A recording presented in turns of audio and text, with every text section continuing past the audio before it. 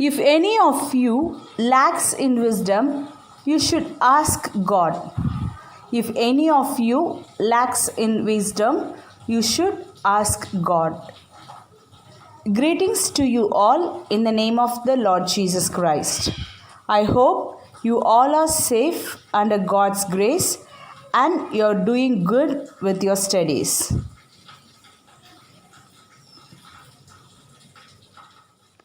Children, in physics, so far we have learned 3 chapters and now we are going to get into the 4th chapter, light.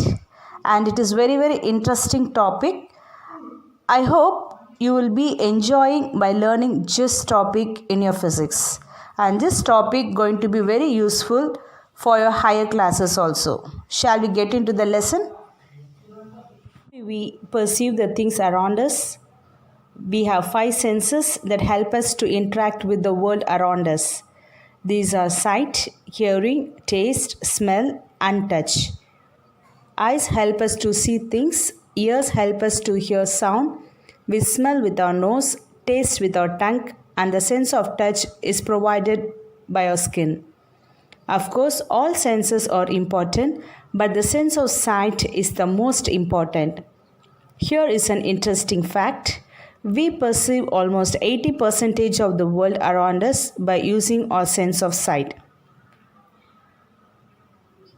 We see objects around us with our eyes, but then why don't our eyes see those objects at dark? The answer for this question is light. We are able to see the object around us because of light coming from these objects.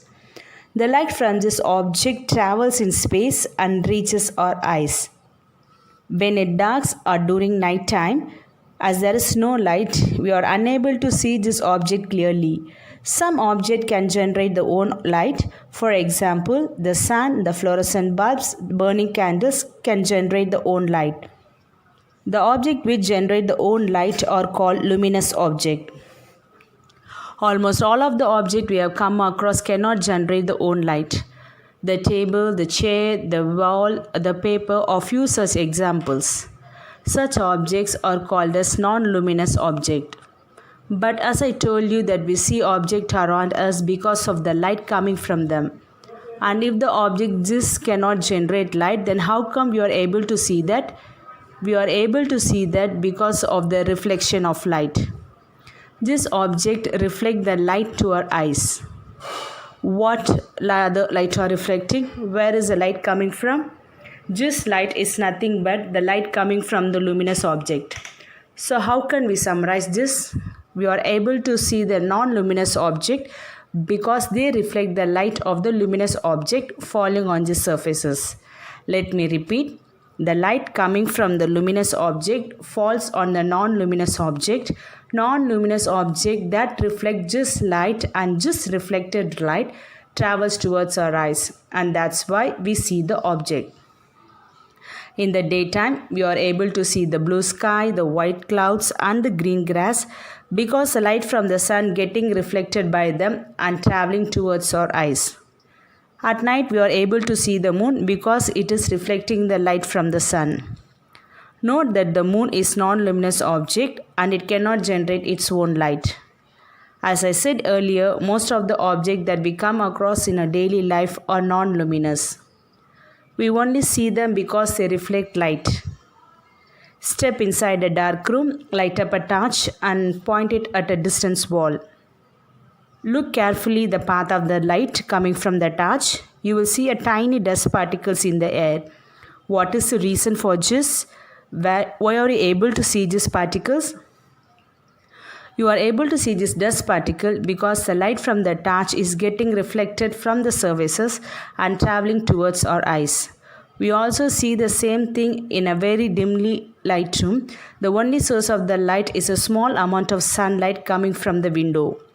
In this video, we saw about the reflection of light, which plays a very important role. Because of this reflection of light, we are able to see most of the object. And next, we have to see about the laws of reflection of light, which is very important. Next, we are going to learn about the 2 types of reflection. One is regular reflection, another one is diffuse reflection. Plane mirror or any other surfaces that produces a reflected image is a regular reflection. And in diffuse reflection, this is like any surfaces that we can see but does not reflect an image. Regular reflection of light. Regular reflection occurs when a beam of light falls on a smooth and polished surface. For example, if a parallel beam of light falls on a plane mirror, the reflected beam is also parallel and in a fixed direction. Irregular reflection. Irregular reflection takes place when the reflecting surface is not smooth or polished. For example, wall, wood, paper, etc. In this case, the different parts of the surface reflect the incident light in different directions. Suppose a parallel beam of light is incident on a rough surface, then the reflected light spreads over a wide range of area. Such a reflection is called diffused or irregular reflection.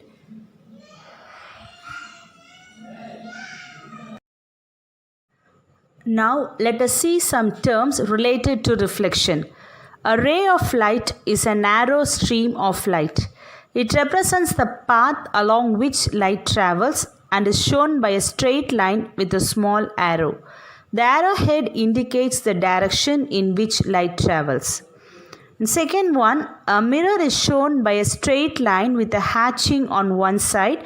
Hatching means you can see a small lines that are drawn behind the long line. Mirrors have a layer of aluminum or silver at the back called silvering. In a plain mirror, you would have observed that some painting had been done that one, and that layer of aluminum or silver at the back is called silvering.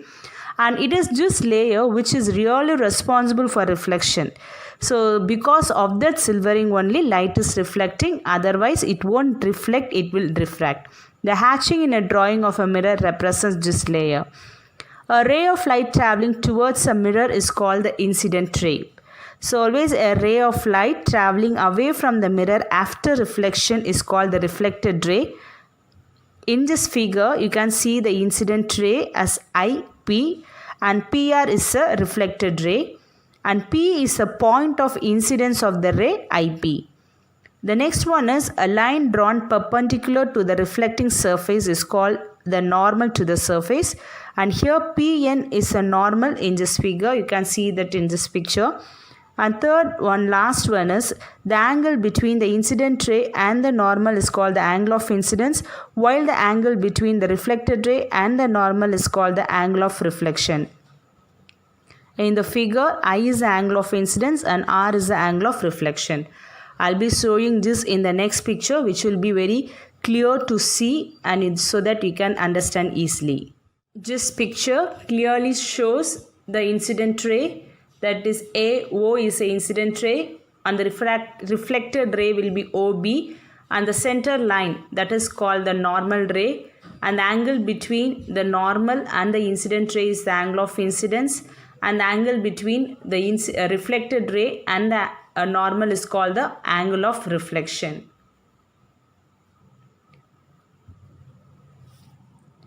Today's class we learned about light, that is what is light, and we learned about the reflection of light and the two types of reflection, regular reflection and irregular reflection, and also we learned about some important terms related to the light like a ray of light, incident ray, reflected ray, normal ray, angle of incidence and angle of reflection.